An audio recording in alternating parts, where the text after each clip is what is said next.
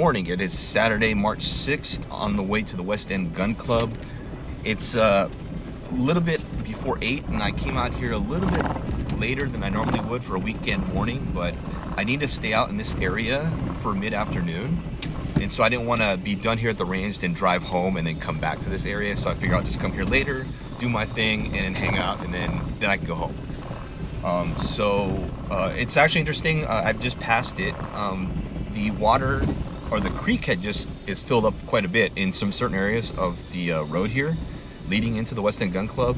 So I'm guessing either they released the reservoir to open up to release water from the dam or whatever, or the snow is melting and it's causing the creek to fill up.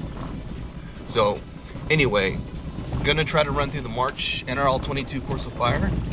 I'm not sure if it's going to be busy on the 22 range. If it is, it's going to make it a little more difficult to lay out the stages, but we'll see what it's like when we get there.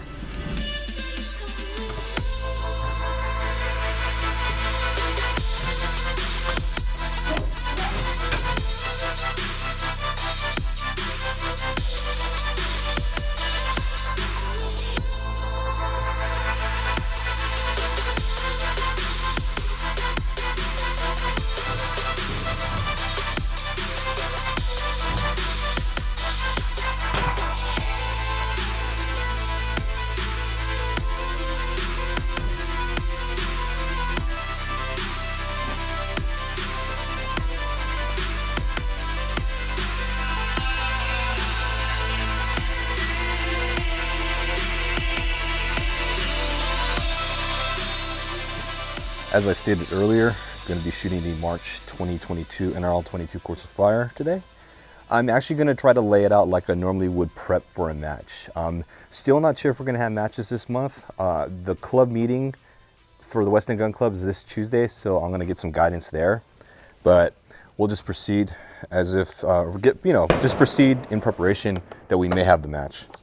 Anyway, I don't even know for sure what props I need. I know I need the tank trap, I know I need the rooftop, but I need to run through these real quick. So I need the tire, both buckets, rooftop. Yeah, no ladder today. Okay, cool. So just tire, buckets, both buckets, rooftop, and the tank trap, which I have out. And I think I need 9 target stands to lay out there, plus both KYLs. And it seems I was looking over this, and it seemed like based on the target placements, that this is actually a little bit more of a tedious match or course of fire to lay out in terms of match structure, because there's a lot of, at least for me, there's just, it's a lot of target points. So 9 total, and most of them are, so for our range it's difficult because we don't technically have a lot of 100-yard here, like it's not very wide. So I'll have to try to figure that out. I think in a previous match prep, I had us shooting sort of an angle, which is still safe, but you're sort of shooting an angle so we can spread out people in order to shoot the more 100-yard stages. And I think I hear my radio back there. I have my GMRS radio. Been trying to get in, I'm converting over to GMRS. I have CB in the Jeep, but I have a GMRS radio on the way, like a mobile radio. It's a 50 watt, so I'm going to put that in here, take out my CB radio, but I have a handheld in there. I'm just kind of messing around with it.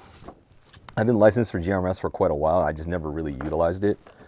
So I just picked up one of those Baofeng BTECs, BTEC GRMS V1s. I have an Ocean coming in on the way, a mobile handheld Ocean radio, and then I have an Ocean mobile radio, which is going to be a fixed one that I'll put in the Jeep. So anyway, let's go ahead and just start getting set up here. It's going to take me a little bit just to figure all this out. It's a pretty busy day at the range. It's Saturday, so I figure a lot of people will be out here. But I think they're running a pistol match. Saw a lot of cars coming in. Funny thing, cars, like if you saw earlier, the water was kind of all over the place, right? It's probably only 4 inches deep or whatever. And most cars can make it, but I think that a lot of people, they go to outdoor ranges, right? You really should get some sort of higher clearance vehicle, especially for here. I've done it in a car before, a 1990 Honda Accord. Back in the day when it was raining, I took it over here. It was okay, but it was kind of sketch, right?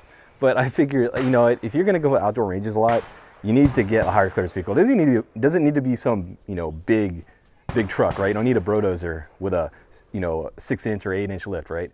you just need something with some decent clearance. Even a Subaru, like a Crosstrek SUV, will be fine, right? Just something of that nature, just to be safe when you're driving out here, and so you don't really mess up your suspension on your Lexus, you know, IS or whatever you're driving. So it's anyway, it took me a good hour to get everything set up. I think I got everything laid out the way I would probably have it laid out for a match. I'm gonna run through the stages and then paint all the spots and then have that ready to go, assuming I have the match in 3 weeks or so. I think 3 weeks is when it would be, assuming we would be having the match. So load up some mags. I'm gonna zero a little bit. Haven't shot my 22 in several weeks, so let's go ahead and get some mags loaded. Wind's starting to pick up a little bit. I think it's supposed to get windier this afternoon, like 10 to 15 miles an hour right now. It was pretty mellow until I started loading up these mags. But it's par for the course here at the West End Gun Club. One thing I neglected to do was adjust my magazine catch. I was gonna adjust it a little bit to see if I can mitigate some of the recent misfeeds I've been having. I have an adjustable mag catch, so it's not a big deal. But I was gonna do that, but I forgot to take care of that. But we'll see what I can do. Sorry, I'm just hearing some cars. And thing is, trying to use this arm a little bit because yesterday I got my first shot of my vaccine. So it's not as bad as like a flu shot. I think you've had flu shots or other vaccinations. You know, your arm feels a little bit stiff, but it's not as like that. It's actually a little bit more mild. It just a weird feeling. So just kind of have to move it around just so it doesn't stiffen up. Mentioned in my last vlog, and I showed it off, that I have a new camera that I'm using now. So I'm using the Panasonic Lumix GH5 as my primary.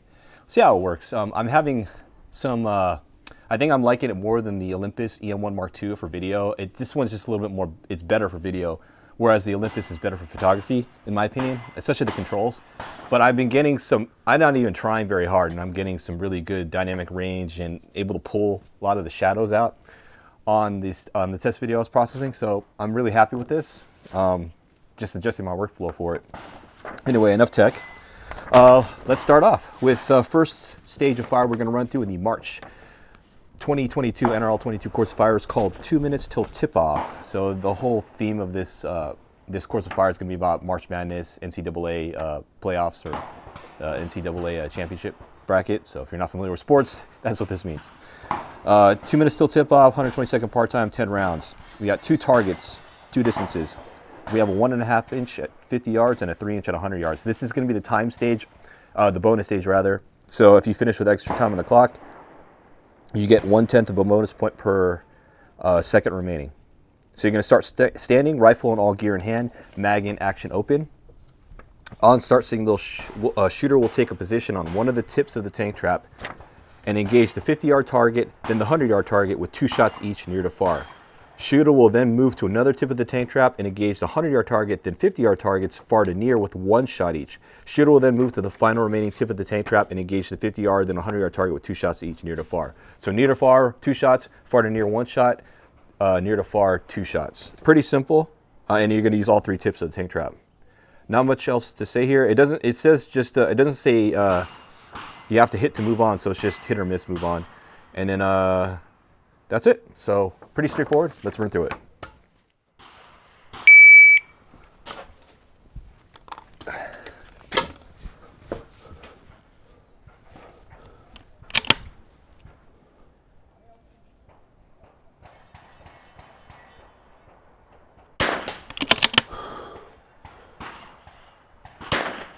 Wow, missed. Not good.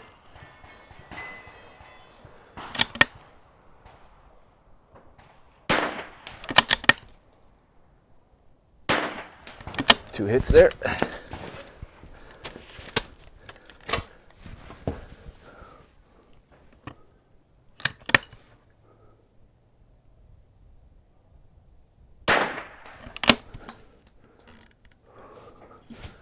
And get up on this one. A little elevation here.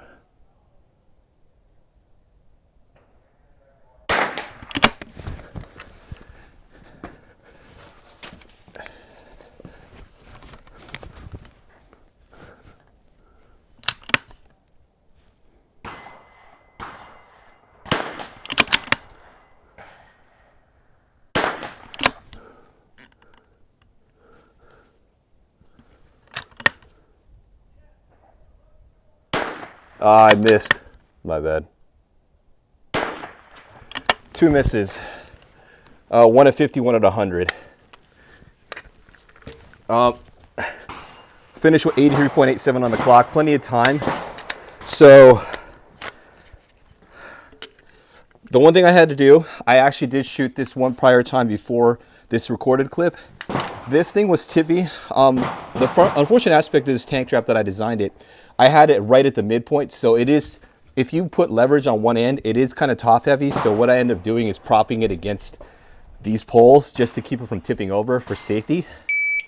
But yeah, this one's pretty straightforward. It's just getting a good position on the tank trap. I threw around at 50 yards, which is insane, and then I dropped one at 100, so I missed 2. It's just, you can take your time. I think it's more important to get your hits than try to get bonus points on time saved. So I think you should take your time, relatively speaking, and you should be able to shoot this pretty easily. Anyway, let's go and move on to the next stage. Before we move on, I wanted to point out, you may have noticed I was using the WieBad fortune cookie while I was shooting on that tank trap stage. I bought the WieBad fortune cookie about 1.5 years ago. I never used it, really. So I decided, hey, why not just try it out? It's been sitting in my garage. I saw it in the morning. This morning when I was packing up my gear, I said, let's just take this to the range. Let's try it out. So works pretty well, at least on that stage. I like the way it wedges on there. It's pretty rigid on the center line. Not sure if I could use it for a rear bag, though, because it won't compress as thin as I need it to for this range. But we'll see. Or I might just end up using a different bag. So moving on, the next stage of fire is called Don't Get Crossed Up. It's 4 targets at 2 banks. We have a 3/4 inch and a 1 inch target at 60. That's the KYL. And we have a 2 inch and a 2.5 inch at 90 yards. So we got 3/4 inch, 1 inch KYL at 60, 2 inch, 2.5 inch on a double hanger at 90. It's 120-second part time, but we have 12 rounds. So there's 120 points on this stage. You're going to start standing, rifle and all gear in hand, mag in action open. On start signal, shooter will take a supported prone position and engage the 60-yard targets. 1 shot each, big to small, hit or miss, move on. Shooter will engage the 90-yard target, 1 shot each, big to small, hit or miss, move on. Shooter will then engage the 61-inch target and the 92.5-inch target with 4 shots, alternating between each, near to far, hit or miss to move on. So 60, 90, 60, 90. Shooter will then engage the 90-yard target, 2 inch, and the 60-yard 3/4 inch with 4 shots, alternating between far and near, hit or miss to move on. So 90, 60, 90, 60. Okay, so it's kind of weird. Engage the 60-yard targets, 1 shot each, big to small, hit or miss, move on.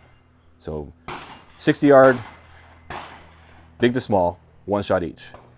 Then you're going to go 90-yard target, big to small, 1 shot each. Then you're going to do the 60, 90, alternating on the 1 and the 2.5, and you're going to alternate 90, 60 between the 2 and the 3/4 inch. 96. This is going to be weird. All I'm going to say is you're probably going to want to write this down on a piece of card or something so you don't lose track of what you're supposed to be shooting at. All right, let's go and try it out.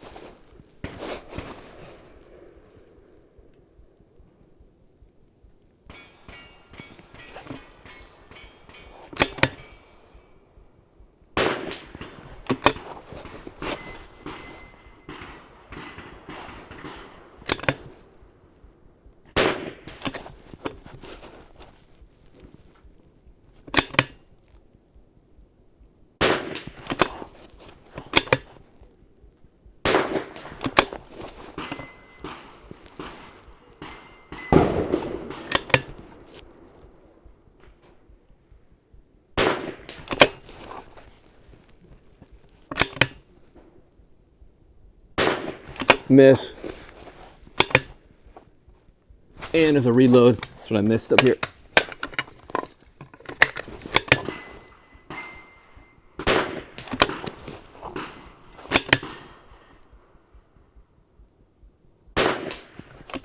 So I dropped one round, finished at 102 on the clock.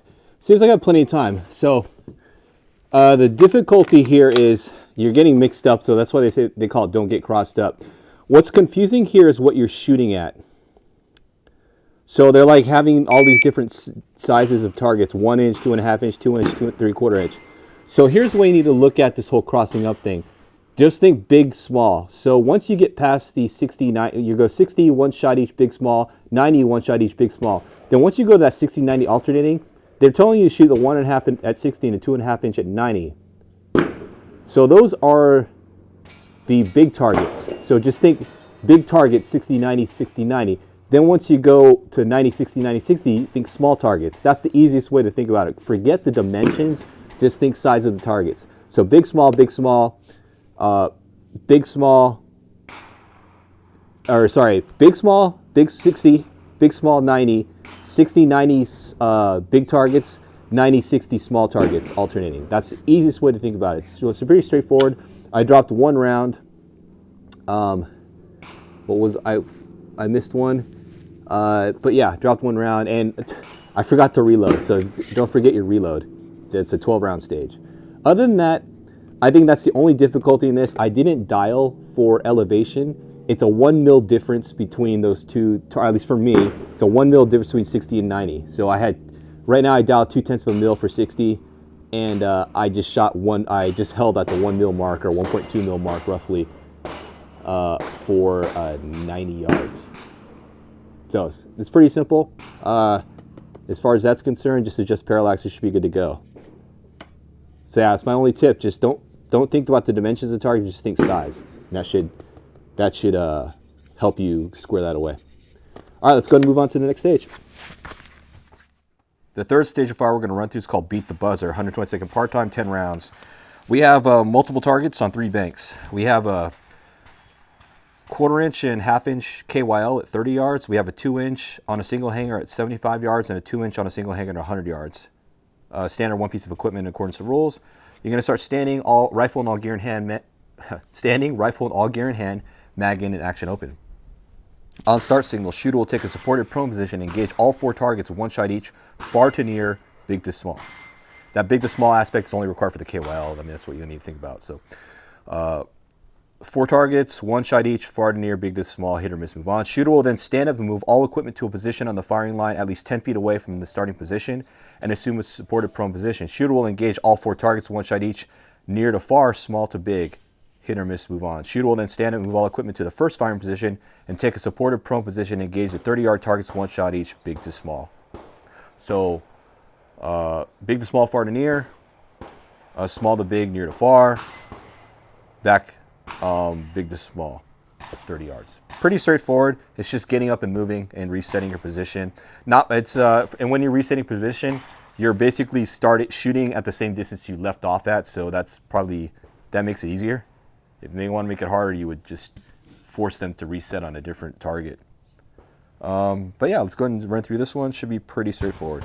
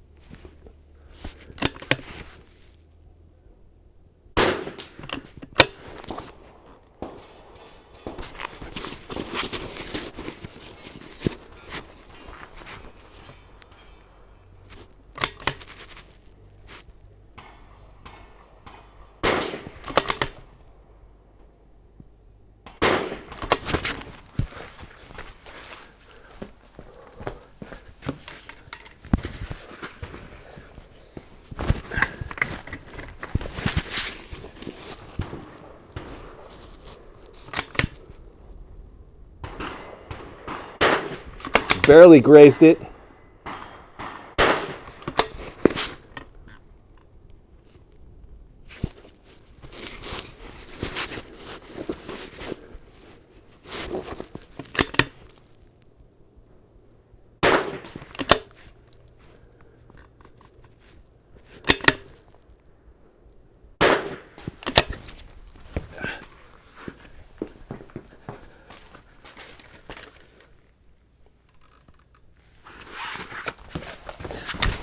and the target is upside down.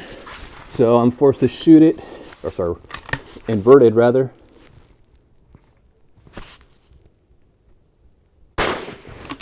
And it right itself. There he goes.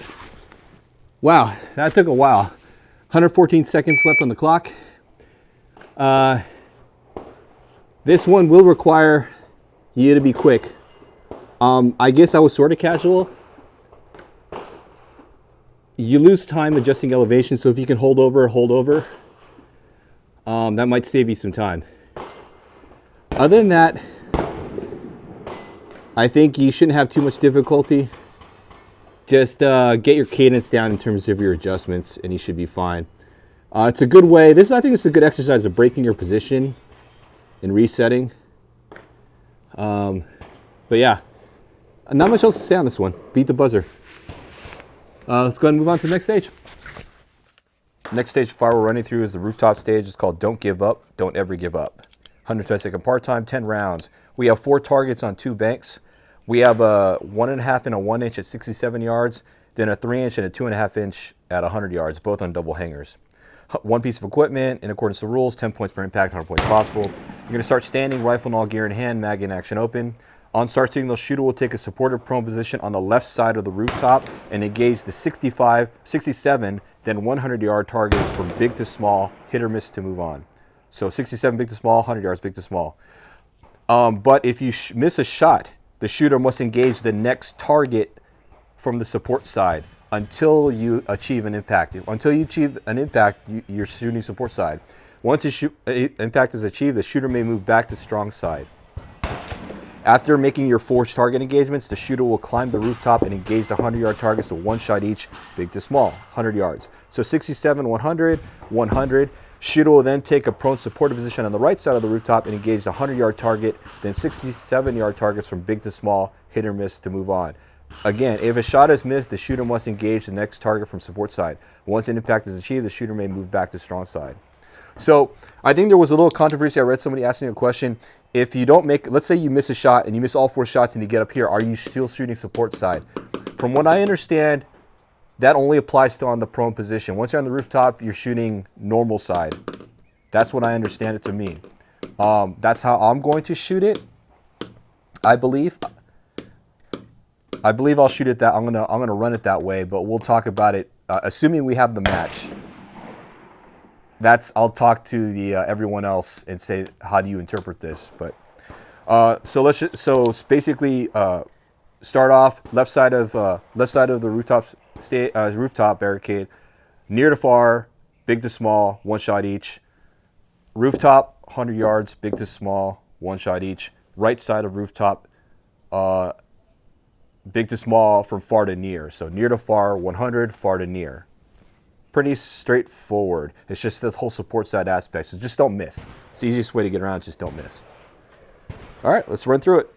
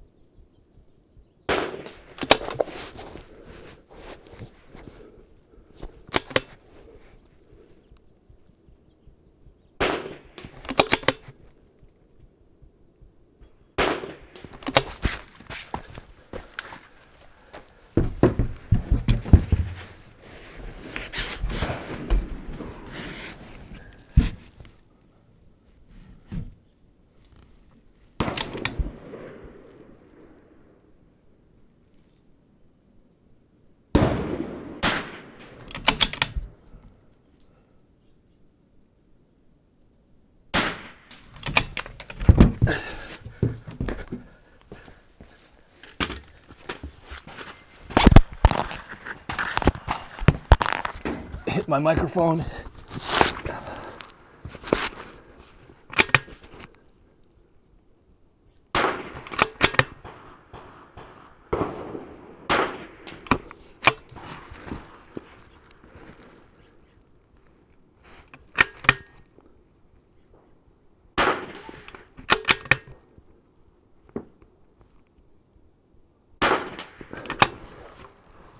Oh, I think my microphone's still hooked up.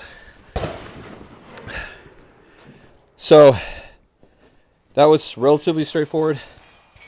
Don't know how much time I had left on the clock. Still waiting for the buzzer. Still waiting for that buzzer. Huh.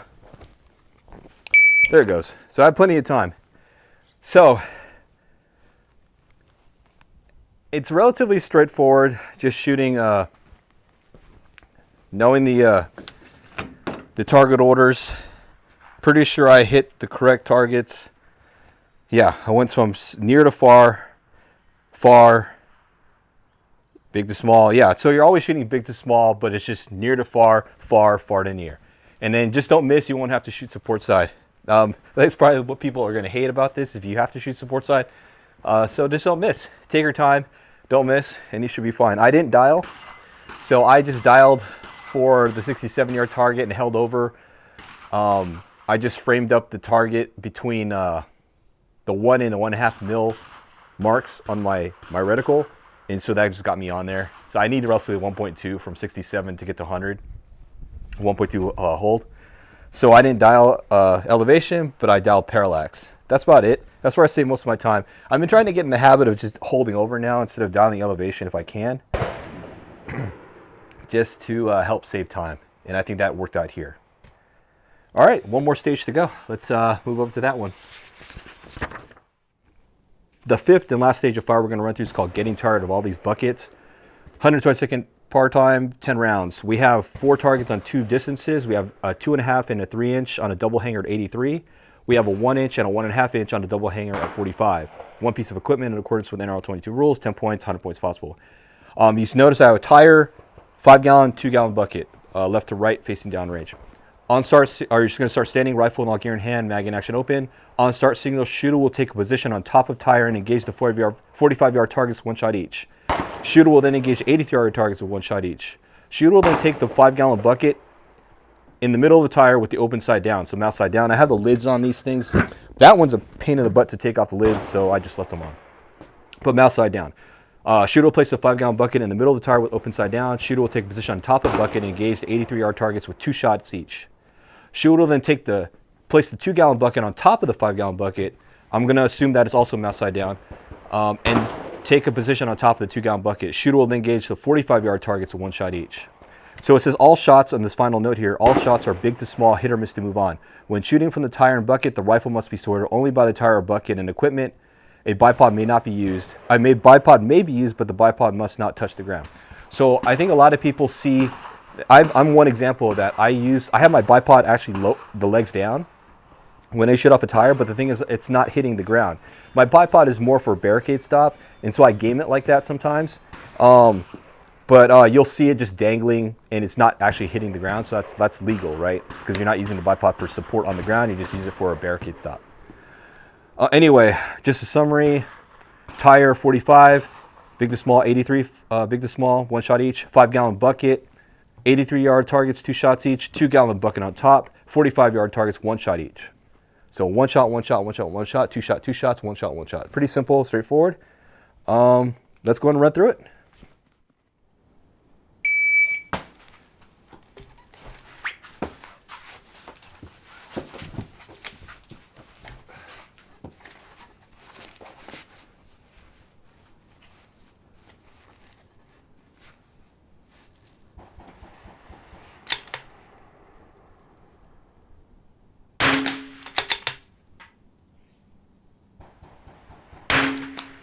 Wow, missed it. Second shot's a miss.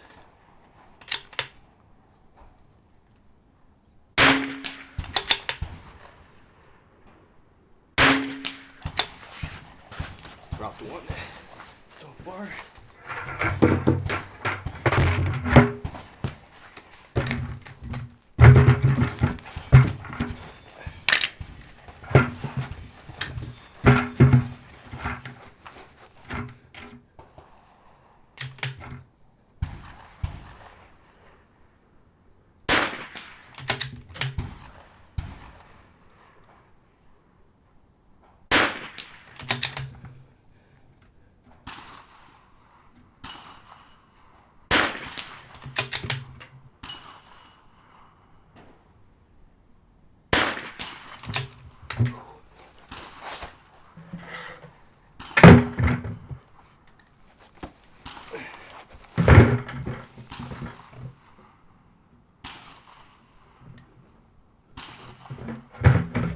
all over.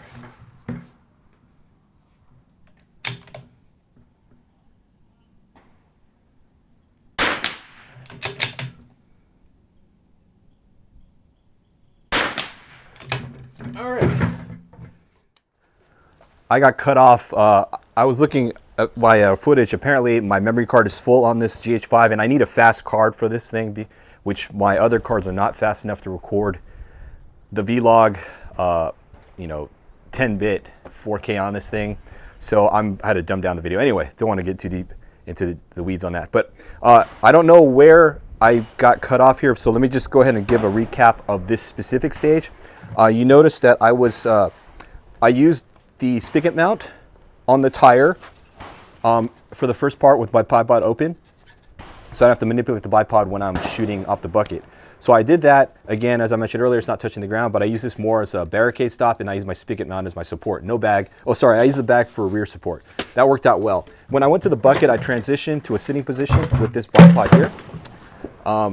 And I just pretty much was able to get just enough angle up, or get this rifle angled up so I can shoot with my flats of my back of my arm supported against the flat of my leg, and that gave me just enough support and stability to make the shot here. That's kind of a sitting position is really stable if you know how to use the sitting position. Although I did cramp my ab in this position a little bit to get the angle because we're shooting upwards. On a flat range, it'd be a lot easier. Anyway, after I did that, I just went to the final bucket here. Got to be careful because this bucket here is not perfectly flat, so it's kind of wobbly. But instead of using the bipod or a bag, I did the same procedure I did or technique I did off the tire. I just used the spigot mount. You can see on this angle, I'll just kind of do it for the camera here. Spigot mount on the bucket, and that's pretty much where I supported. Same thing here. I just used my sitting position, and I just used my elbow, or the back of my arm, not my elbow, but the back of that flat to get that position there and make those final two shots. So that's pretty straightforward there. Your mileage may vary. Your techniques that you use will vary from person to person, body type to body type, gun to gun. If you're shooting base class, you're probably not gonna have a spigot mount, so you'll probably just wanna, I personally would just use if you wanna use the bipod for the buckets, use this bipod on the inner lip here. Sorry. Get this out of here. Kind of just use the bipod, sink it in the center, and just pull back on it, and use that on the inner lip of the tire, and that's your support there. And then off the bipod, you can off the bucket, just as easily use the bipod there, or you can just shoot off the flat if you want to. But depending on your stock or chassis, you're not going to have enough. Your pistol grip might be in the way, so using a bag and or bipod here to get some elevation. And then that final bucket there, either use the flat of your chassis if you don't have a spigot mount, and or a bag.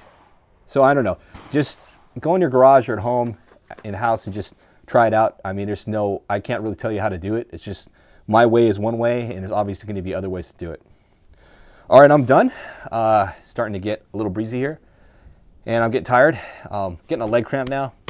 Not sure if it's because of that vaccine shot I had, but I'm just getting a leg cramp. So drinking a little bit of water, stay hydrated, and let's go ahead and clean up so I can get out of here. I'm going to get some food and then go to where I need to go, out in Rancho, which is just a few miles south of the range, Rancho Cucamonga, and meet up family there. And then, yeah, that'll be that. I'm all packed up and the condensed container's locked up, ready to get out of here. March NRL22 Course of Fire. It's a little bit more difficult than last month's. I thought, well, I think it was, comparatively speaking, last month's was pretty easy. This one's got some difficulty here, mainly in the way they're throwing you off on what targets to shoot. I just think that you need to kind of simplify their descriptions in order to remember the order of the targetry that you're shooting on that stage of fire. Just kind of break it down, make it simpler. Ignore a lot of the terms that they're using, just so that you can easily say, okay, I know what I'm doing. Boom, boom, boom. And there you go, right? Nothing sucks more than shooting the wrong target or not knowing what target to shoot next. So just know the course of fire. And then, as always, practice some of those positions. The bucket stuff, tank traps if you got one. The bucket is kind of just learn how to get into a position, get into a good sight picture and a good trigger pull, a stable trigger pull. It's not that hard. I mean, if you got a garage or whatever, even your backyard, if your neighbors aren't too nosy, set up like a small little, like a dot or something on the wall or on the fence or something, and then just focus on that, get in your positions. How fast can you get into position and get a stable shot off? And that's sort of things you can do while you're not at the range. So I did all my prep for the match. Not sure yet if we're going to have the match this month, fourth Sunday of the month at the West End Gun Club. I'm going to try to attend the club meeting this Tuesday evening. It's on Zoom, to find out what we have to do to hold the match. And we'll find out then. And I'll try to make announcements or whatever, and then reach out to people I know who want to shoot the match and let them know, hey, we're going to have it. But we'll see. It's all up in the air right now.